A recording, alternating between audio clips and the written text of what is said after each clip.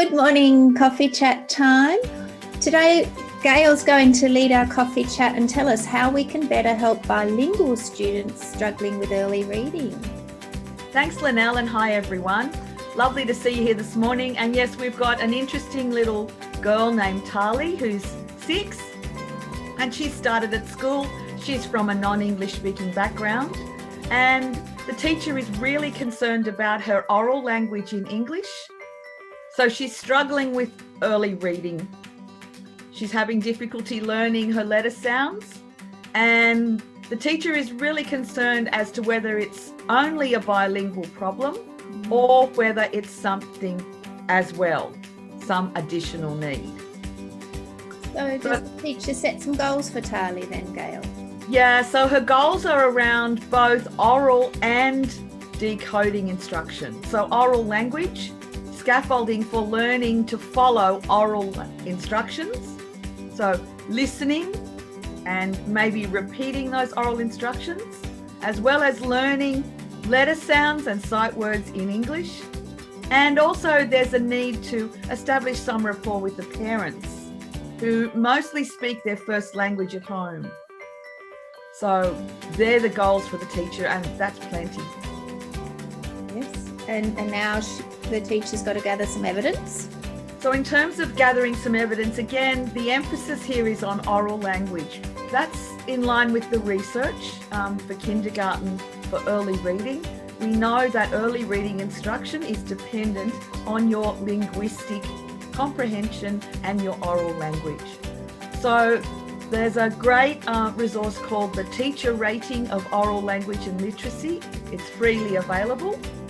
And that's a checklist which can highlight whether it's receptive, expressive, or both, or attention, different parts of language that you can focus on. The second assessment is a dynamic assessment. So that looks at potential to learn. And that involves some assessment as well as some instruction. And it's basically an oral retell. So again, it's around oral language. And lastly, it's important to schedule a meeting with the parents and possibly with an advocate who speaks their language, who can help with that language barrier. Because while that's a barrier for Tali, it's also a barrier for her parents. And it's really important to work with those parents over time.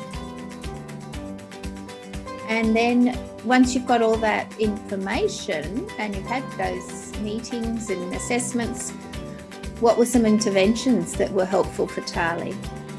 Yeah, we're looking at having some support for her oral language based on the trial results.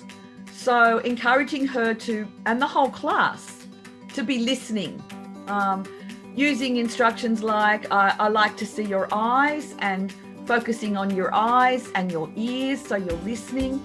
So you're actually giving her a lot of English vocabulary. And single gestures are helpful too, aren't they, Gail? You're yes, that's right. Adding the eyes, ears, and responding with your mouth and hands up.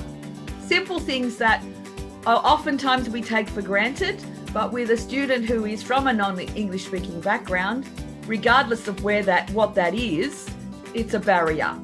So keeping the instructions to single steps, again, for the whole class. Tali's not the only student who would struggle with 2 and 3 step instructions. And it was really great to have the advocate there supporting the parents and able to translate some of the questions I was asking with the parents. And they're actually doing some adult learning about English classes with this community support. So that's a great step for them in terms of being able to communicate themselves in the Australian community.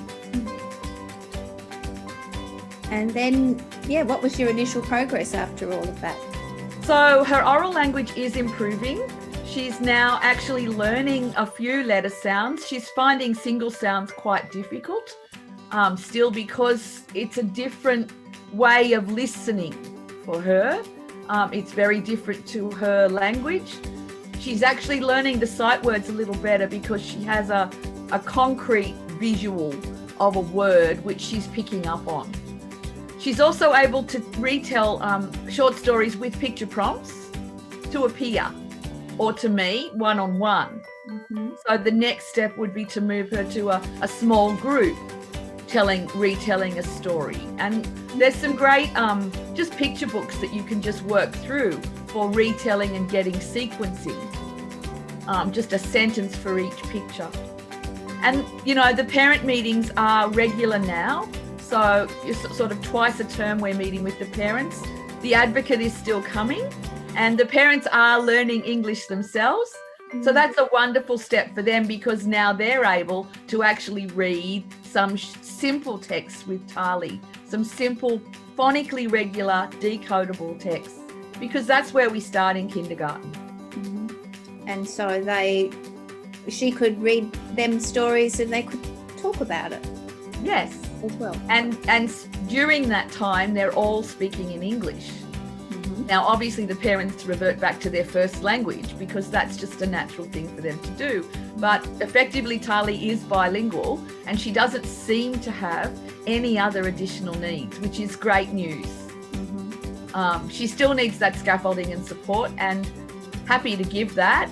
So her peers are just wonderful with her, supporting her and helping her when she's, you know, having a little bit of a struggle.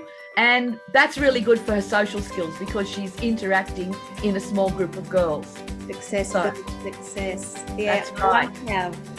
Yeah, it spills over into the playground, doesn't it? When you have success in the classroom, which is right. Yeah. And you made a point there, she doesn't have any other learning difficulties, which was a question mark at the beginning, wasn't it? And one of those ways you found that was by putting in systematic, explicit instruction, and she learned. Yep, and the scaffolding with the resources that go with the Pearl for a retell have simple diagrams that can support as you're retelling, simple prompts. So that was helpful. The whole class are using those. Yeah. So yeah, it's so. But I guess if she hadn't learnt, you would have. That's something we could talk about more as time goes by in our cuppa and cake sessions. Yes. What else down the track would be helpful? But just explain these resources you've popped up here, Gail. So we've got the link to the Language Dynamics website for the Pearl resources. That has the research that supports the Pearl, which is evidence-based. And the paper for the troll includes the actual troll itself, and that's freely available. The Pearl you do need to purchase the Pearl as a resource. I have more resources available for oral retell assessments that are Australian. The Pearl is an American resource, but they're available within our group on Facebook. So we hope people will join us both for the cuppa and cake within the group and also post questions in the group, because that's how we all learn, from asking questions and getting some options that we then try out. That's right. So there's two ways you can join us to get the resources and to dig deeper into how to help a bilingual student. We'll be posting these in a private Facebook group and a private YouTube group. So there's plenty of ways to join us. So click and there'll be a click to go with this cuppa chat. And we look forward to getting to know you on our next cuppa chat, but in our cuppa and cake sessions. So exactly. Thanks for joining us this week. Bye for now.